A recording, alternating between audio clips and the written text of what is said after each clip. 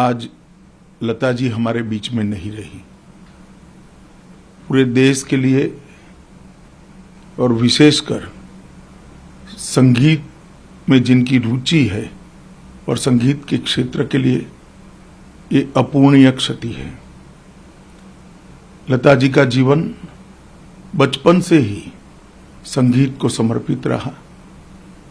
सुर साधना में अंतिम सांस तक वो अपना योगदान करती रही और 7 दशक तक भारतीय संगीत को, भारतीय शास्त्रीय संगीत को, भारतीय फिल्मों के संगीत को वो सजाती रही, संवारती रही। गाना चाहे कोई भी हो, भक्ति गीत हो,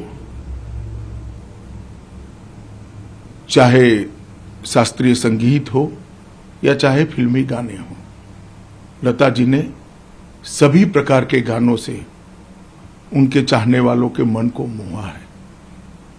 लता जी की आवाज ईश्वर की देन थी।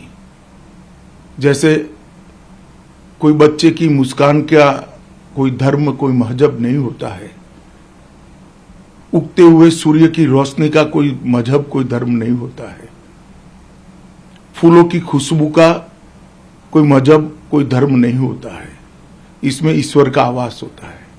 इसी प्रकार से लता जी की आवाज का भी कोई मजहब, कोई धर्म, कोई सीमाएं नहीं थी। वो पूरे विश्व को मेरे व्यक्तिगत जीवन में भी लता जी से मेरे घनिष्ठ रिश्ते रहे हैं।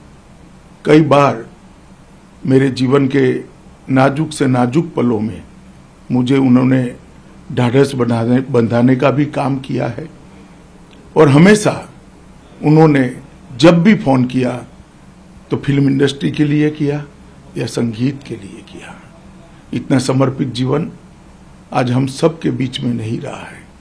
युगों तक लता जी की स्वर साधना और लता जी की आवाज और लता जी का संगीत के प्रति लगाव अनेक पीढ़ियों तक सबको प्रेरणा देता रहेगा। और आज जब लता जी नहीं रही है, तब मेरे जैसे करोड़ों उनके चाहने वाले एक रिक्तता का अनुभव कर रहे हैं।